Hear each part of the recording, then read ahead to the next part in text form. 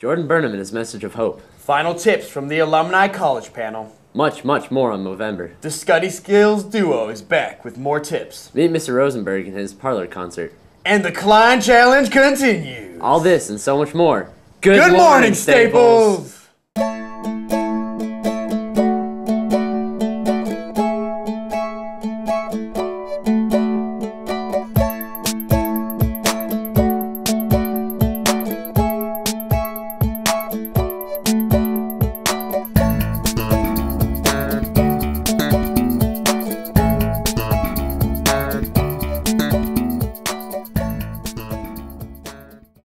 Good morning, Staples. I'm Tim Schroeder. And I'm Jackson Vogt. Because of Thanksgiving break, we have lots of news for you today. But before we can begin, will you please all stand for the pledge?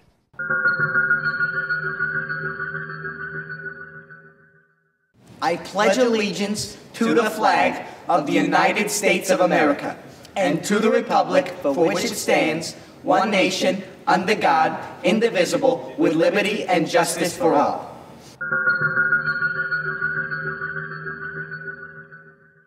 Recently, Hannah Dickinson got a chance to attend a presentation by Jordan Burnham and interview him as well. Jordan is a public speaker who discusses mental health disorders that affect so many of us. Here's Hannah's report. Hi, I'm Hannah Dickinson, and here with me is someone who you may all have heard of, Jordan Burnham. He's been on multiple talk shows, teaching kids and educating the nation about suicide and depression, and his story is really amazing. Tell me from the beginning what you went through.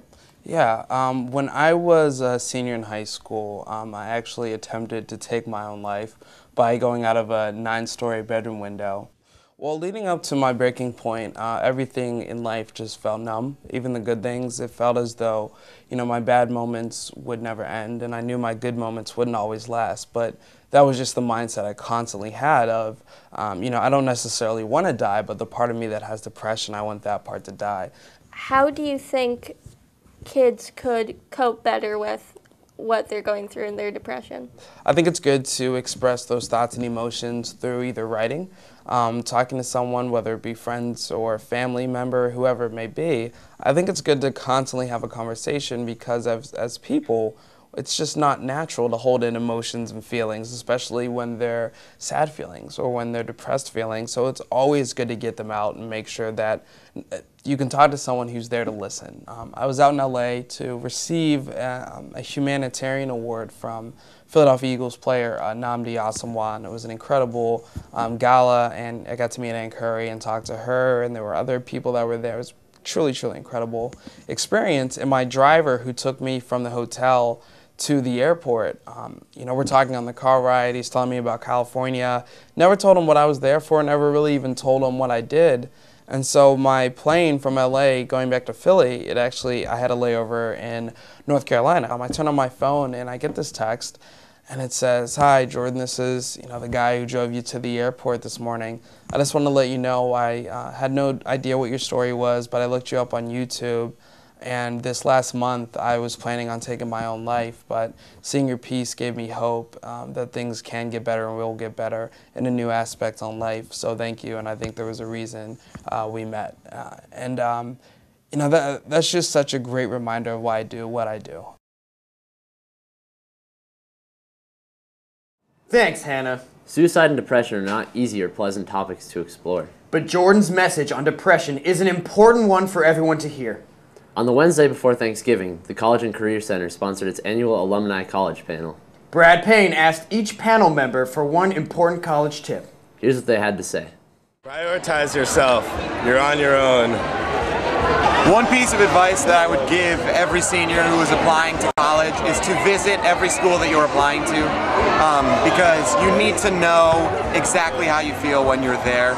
I knew, as I said in the panel, exactly where I wanted to go only when I first stepped foot on the campus. So that's my best piece of advice. Alright, my best advice for seniors would be to take advantage of every opportunity. Go to the student activities fair, find something that you're really interested in, pursue that, meet a lot of people, make a lot of friends, and really immerse yourself in the school.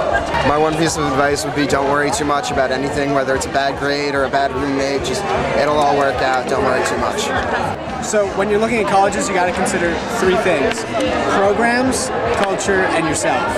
If you like the programs and they're good for you, go for it. If the culture's nice and you like the atmosphere, go for it. And you got to think, do I want to go to a city or do I want to be in the middle of nowhere? That's kind of like what you have to consider when you're going to college. Okay, my biggest piece of advice is just try not to stress too much. Like, you will be happy where you end up, and if it's not your first choice, it's not the end of the world. Thanks, Brad, for the useful college tips. Brad also had enough time this past week to get a report on Movember. This will explain some of the mustaches you see sported by some of our staff and students. Here's his report. Hey Staples, I went around this week and asked Mr. Miller and Mr. Bukes about what they have done for Movember. Here's what they have to say. I am Mr. Miller, and this is my mustache. It's been growing strong all month, as have been the funds that Mr. Bukes, Mr. Mongurtis, myself, and Mr. Griffin, or Senor Griffin, have raised to help fight preventable men's health issues, including testicular and prostate cancer. We're raising funds until December 1st. So if you feel like contributing to a good cause, go to Movember.com. You can search any one of our last names and contribute to our team page. So if you've got a couple bucks to spare in this season of giving, feel free to contribute. Thank you very much. Hi everybody, it's Movember. As you can tell, for some reason my mustache is, I've gone ginger. We're closing in on 1,500 bucks now, but with a week to go, we've got a ways to go before we can double our earnings from last year. It's a good cause. We had a side bet, actually, in terms of our mustaches. The person who raises the least amount of money has to keep the mustache for another month. So I found out yesterday, since I have a joint checking account, that my wife donated some money to the team because she is dead set on me not keeping this mustache through the new year. Mr. Miller's mustache is coming in nicely, as is Senior Griffin's. Mr. Mongurtis's, however, is somewhat disturbing. He, as I did, we shaved. I had what was called the White Goodman or the Purple Cobra going. I trimmed that up, and right now I'm going with the Three Musketeer, is what my son calls it. So again, Movember.com. 1 week left. Thank you. So remember, Staples, if you want Mr. Bukes to keep that mustache, go online and donate to the rest of Team America. See ya. Thanks again, Brad, for your Movember piece. So get your wallets, everyone, and make a donation to this worthy cause. One of our students has an interesting talent to share with you. Doug Caffrey pulled this stunt in class one day. See what you think.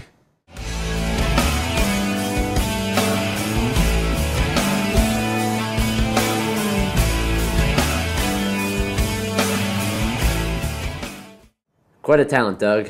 Thanks for sharing. We hear that we have a female staff member who can do that as well. Well, let's see if she steps up. Well, they're back. The dynamic duo of Rexford and Miller are back with some study skills tips. Let's see what they have to offer us this week. What's happening, Staples? We're back with Mr. Miller and Mr. Rexford, as well as Mr. Bukes, with another study skill tip of the week.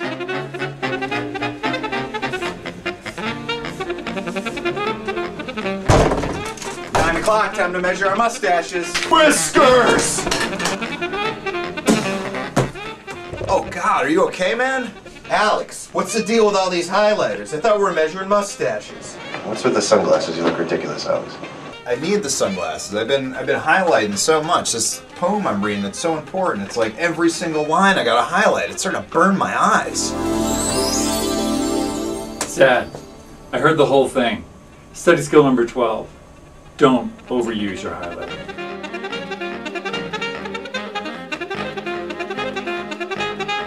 We'll be back next week with another one. Now back to the host. Thanks, Mr. Miller and Rexford. It is great to have you two back on our show. Up next, let's have some weather and some news. Here's Jacob Meisel with a weather update. Hi, this is Jacob Meisel with your weekend weather update. We're looking at generally calm conditions for the rest of the day today and through the day tomorrow. Going to be probably highs are in the mid-40s, lows getting down to around freezing. Then Friday night into Saturday morning, a weak storm system will move through. Could be looking at some light snow showers, some light rain showers, depending on exactly where you are. Not really any accumulations. After that, a big warm front moves through for Sunday, Monday, Tuesday. Going to be very warm, probably pretty clear next week. Highs generally in the mid-50s. Next chance of a storm system looks to be Thursday or Friday next week. Could be rain, could be snow. Check back on Tuesday for more information on that. Now back to the hosts. Here are a few announcements. Attention juniors and seniors. Join your class committee and help begin raising money for junior and senior prom. See Ms. for details in room 3060H. Now here's this important announcement. Hi, I'm Sarah and I'm one of the co-presidents of Global Friendship. And I'm Maddie, the co-president of Humane Hearts. And this year, our clubs are doing holiday fundraisers. Global Friendship is doing their annual Candygram fundraiser next week, Monday, December 3rd through Friday, December 7th. During all 3 lunch waves in the cafeteria, you can buy candygrams to send to your friends. You can buy 1 for $2, 2 for $3, 3 for $4, and so on. We will be delivering them during period 8, the Thursday before break, so you need to make sure that you have their period 8 room number on it, and if they say free, we'll be delivering them in the cafeteria. So that's where they will be if you have a free. We donate all the money that we get from this fundraiser to charity, so it's a really great fundraiser, and it's an awesome way to tell your friends that you wish them a happy holidays. So make sure that you come and buy some next week. And for my club, Humane Hearts, we are having a donation box at the same time. So while you are out getting your candygrams, you could donate $1 or $2 to my club, which is supporting the ASPCA Sandy Relief Fund. Thanks. Have a good holiday. Bye. Thanks, girls. Also, Inklings is having a general meeting for graphics and photography next Monday in the Inklings production room, next to the social studies department. All interested students are welcome. And now for some sports.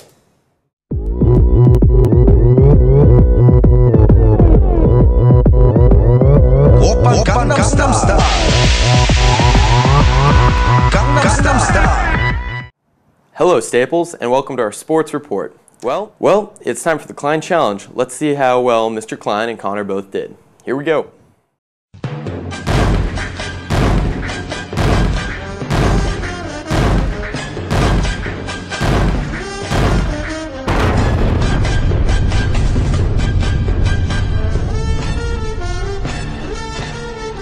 He's back, he's here he is, Mr. Klein. Welcome. Week 13 of the NFL season. Zeets, can you believe we are in week 13, the home stretch, December football this upcoming weekend? And you continue to do very well. And I continue to do well. This is we've been at this for 10 weeks. I've had 7 perfect weeks. Once again, 3-0 last week. Although, Connor Adrian, once again, our first freshman contestant. Okay, props to Connor. He also went 3-0 last week. Nice job, Did Connor. better than a lot of our upperclassmen. Okay, and that was only the 2nd week that we've had a perfect week out of our contestants, out of our students. And still only 1 student has beaten you. And still only 1 student has beaten me. Quick shout out to the Wreckers. Great job Thanksgiving, FCAC champions.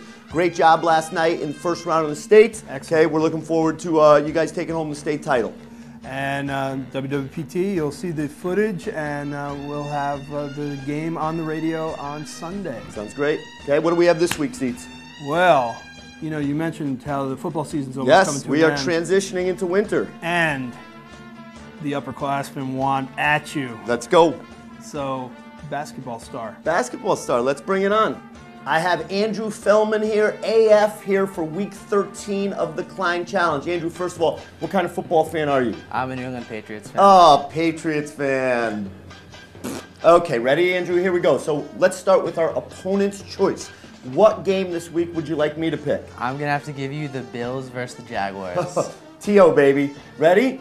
True or false? Is it not true that your economics teacher, Miss Pinchback, is a huge Buffalo Bills fan? It's true. Okay? And the condition of you participating today was you were supposed to pick that game. So I think somebody chickened out. I just couldn't rely on the Bills to win, so I have to pass it on to you. All right. I am going to give Andrew another tough game. A lot of tough games this week. Some mediocre teams playing mediocre teams, but this one is tough. We have the Detroit Lions at home playing the red-hot Indianapolis Colts. That's going to be opponent's choice for Andrew. So let's go, Andrew. What are your picks for Week 13 of the NFL season? I think on your choice, I'm going to have to go with the Lions at home. The Colts haven't played well on the road this year. Okay. I'm going to have to go with my New England Patriots over the Miami Dolphins and the Houston Texans over the Tennessee Titans. Okay, I gave Andrew some credit. He went with a couple roadies, which is a little unusual, okay? Here are my picks for Week 13 of the NFL season. As far as opponent's choice, I am going to go with that home team, Miss Pinchback, the Buffalo Bills over the Jacksonville Jaguars. Pick number 2 is the Chicago Bears over the Seattle Seahawks. And my lock of the week.